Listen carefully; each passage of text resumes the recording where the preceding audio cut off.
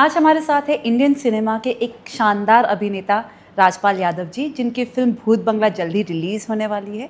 अब क्या है इस फिल्म की खासियत, आइए इन्हीं से जानते हैं। राजपाल जी, अमर उजाला में आपका स्वागत है। Thank you Kiran, thank you so much. बहुत ही शानदार पीछे का पोस्टर भी लग रहा है, कलरफुल भी है और एक्टर्स भी काफ़ी कलरफुल है। नहीं सब अब भूत बंगला में प्रियदर्शन जी ने बड़े कमाल के कलरफुल कैरेक्टर तो रखे ही हैं। मुझे भी सौभाग्य मिला है कैरेक्टर जीने का, तो मैंने कहा कि मुझे भी भूत बंगले के इस स्टोरी में एक अच्छे कॉन्सेप्ट में एक अच्छा किरदार निभाने का सौभाग्य मिला। इसके लिए सबका धन्यवाद और आप सबका आने के लिए यहाँ धन्यवाद।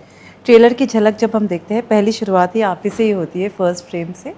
किरदार की अगर बात की जाए, बहुत ही कमाल का कॉन्सेप्ट है, अच्छा कॉन्सेप्ट है।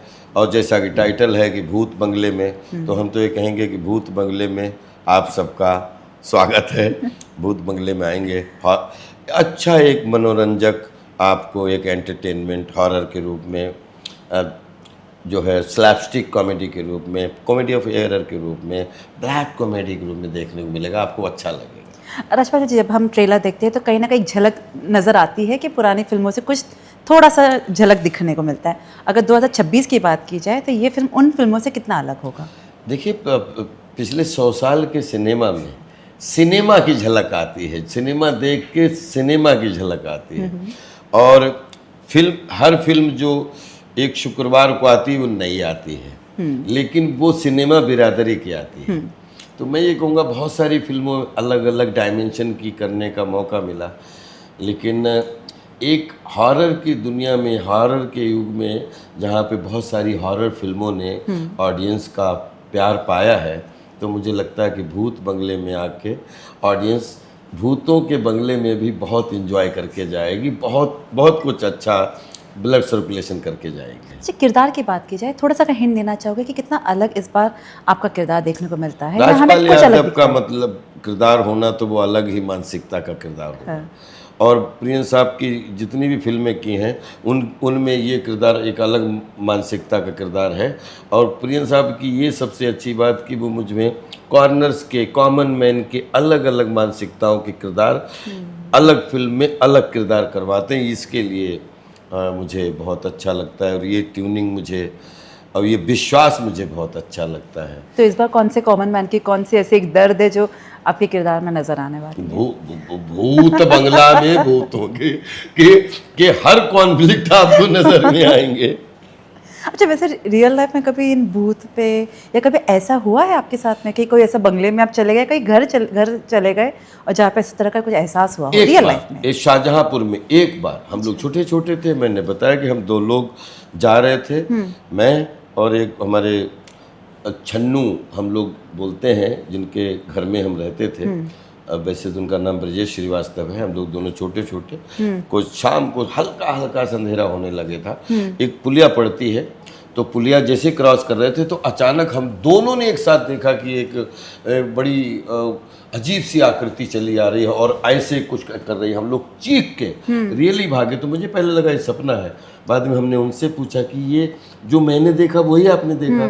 तो दोनों ने एक साथ एक कुछ बड़ी सी साया रूपी आकृति देखी थी।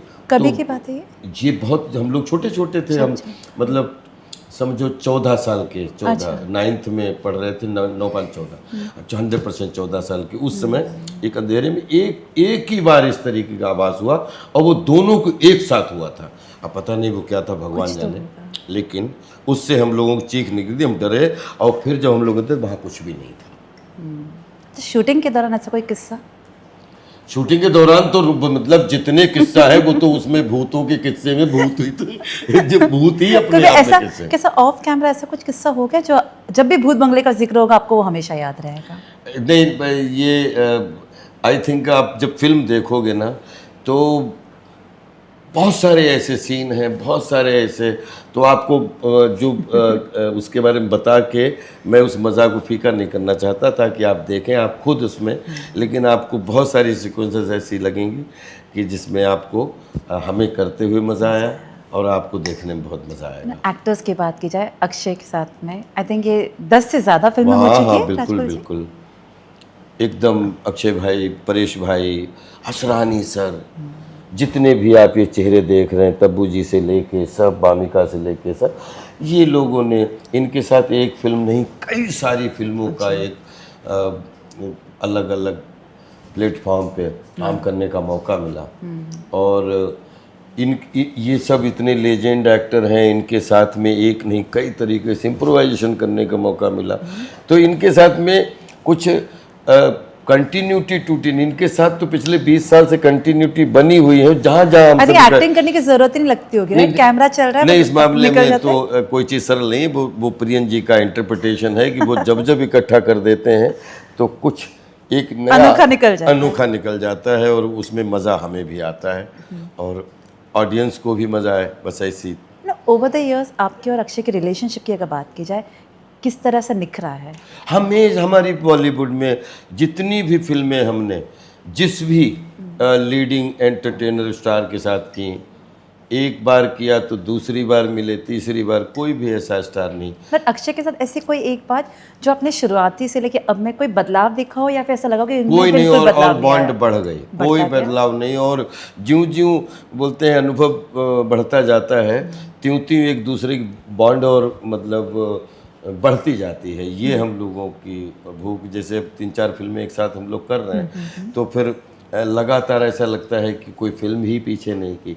तो वो एक दूसरे को काम करने की शिद्दत के साथ, एक दूसरे के साथ जैसे रिहर्सल पहले करते थे वो आज रिहर्सल उससे ज़्यादा कर लेते हैं। तो वो बॉन्ड बढ़ रही है और बोलते हैं कि ये और अच्छी बात है कि इससे नुकसान कुछ नहीं, फ़ायदा ही फ़ायदा है।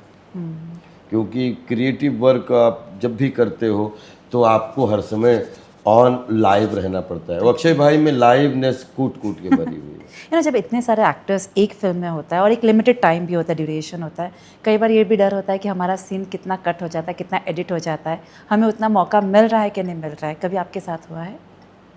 उसके लिए डायरेक्टर का इंटरप्रिटेशन होता है, उसमें एक्टर को ज़्यादा सोचना नहीं चाहिए। और मैंने कभी भी ये नहीं सोचा कि मैं जिस सीन का हिस्सा हूँ ये कटेगा या नहीं कटेगा, क्योंकि वो फिल्म पे निर्भर करेगा कि वो फिल्म पे कितना सूट कर रहा है या नहीं कर रहा है। क्योंकि फिल्म एक अपने आप में एक विज्ञान है, बनाना, निर्माण, फिल्म का निर्माण। और बहुत सारी निर्माण में बहुत सारी चीज़ें ऐसी होती हैं जिनको एडिट भी किया जाता है, बहुत सारी ऐसी चीज़ें होती हैं जिनको जोड़ा भी जाता है। मैं दोनों का बहुत इंजॉय करता हूँ। शुरुआती में कभी ऐसा हुआ था? नहीं, कभी नहीं ऐसा।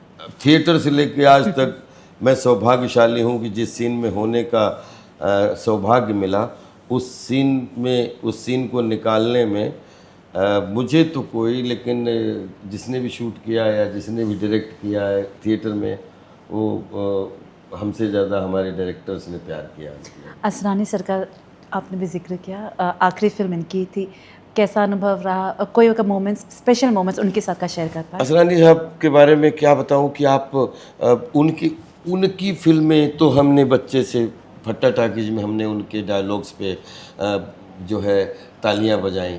असरानी साहब के साथ लास्ट फिल्म की, उस समय भी उनको मस्ती करते देखा, उनके साथ में बैठ के, और जिस तरीके से उन्होंने काम करते करते अपना पूरा जीवन मतलब अभिनय को दिया। अब एक एक मोमेंट की यादें हैं, क्योंकि 10-12 मोमेंट फिल्मों के अलग अलग उनके साथ, और जिसमें असरानी साहब हुए, एक शाम असरानी साहब ने ज़रूर अपने नाम कर ली, वो चाहे 250 लोग हों। और असरानी साहब सबके लिए मतलब पता नहीं, हर आदमी को उनसे बहुत प्यार था, और असरानी साहब को सब बहुत रिस्पेक्ट करते थे। और जब तक सिनेमा है असरानी साहब हमारे बीच में हैं और रहेंगे। उनके साथ का जो आखिरी दिन था सेट पे, थोड़ा इसके बारे में बात बताया था। बस भूत बंगले की शूटिंग चल रही थी और उनके साथ में हम लोग रात का खाना खा रहे थे, और वो हलवा उनको, वो गाजर का हलवा आया था, गाजर के हलवे की डिस्कशन कर रहे थे, और यही हम लोगों की लास्ट बातचीत थी। और वो उसके बाद में शूटिंग ख़त्म हुई हम लोगों की, उसके बाद में उनकी न्यूज़ आई। लेकिन उनके साथ में उनके जस्ट ब्रह्मलीन होने के पहले जो है, कुछ दिन पहले खाना खाने का सौभाग्य मिला। आपको हमेशा हमने ज़्यादातर कॉमिक रोल में देखा है, बट एक ऐसा किरदार जहाँ पे आपको लगता है कि ये मैं कॉमेडी नहीं करूँगा और ऐसा कोई किरदार करूँगा जो मेरी पूरी छवि पूरी तरह से बदल देगा और मेरा एक्टिंग जो है वो निखर के और आएगा, ऐसा कोई जॉनर? वो मैं अपनी छवि क्यों चेंज करूं? और ऐसा कौन सा किरदार है जो हमने निभाया नहीं है? ऐसा कौन सा निगेटिव रोल है जो मैं एक बार नहीं 10 बार करने का, चाहे थिएटर हो चाहे फिल्म हो? ऐसा कौन सा लीड है जिसमें मैं, मेरी पत्नी, मैं माधुरी दीक्षित बनना चाहती हूँ? हाँ। Bhopal prayer for rain, under trial, Rama Rama क्या ड्रामा, अभी अर्ध काम चालू है तक, और लगातार ऐसे किरदार आ रहे हैं जो हमने पहले नहीं किए हैं। I am very happy. मेरी 3 डायमेंशनल इमेज रही है कि अगर बोलते हैं 90% फिल्म मेरे कैरेक्टर सब सुपरहिट रहे हैं, सबके अलग अलग पहचान है। मैंने कोई कैरेक्टर कभी पुराना रिपीट नहीं किया, उसकी मेंटालिटी को हमेशा न्यू तरीके से पेश किया है। और मेरी जो छवि बनी है उससे मैं बहुत खुश हूँ कि मुझे सिनेमा जीना है, देश काल बाता, वरना मैं कॉमेडी समझता हूँ ना ट्रेजेडी समझता हूँ। जैसी फिल्में बनती है उसमें अपने आप को सर्वश्रेष्ठ फिट करने की कोशिश करता हूँ, क्योंकि फिल्में डिपेंड करती हैं देश काल वातावरण। कोई एक्टर डिसाइड नहीं करता कि अभी पिछले 20 साल से कॉमेडी फिल्में बन नहीं जाती, 90% कॉमेडी फिल्में। तो रियलिस्टिक चीज़ें सोशल ये अपनी न्यूज़ चैनल्स में आने लगी। उससे पहले 9 चैनल हुए, फिर 900 चैनल हुए, फिर वो।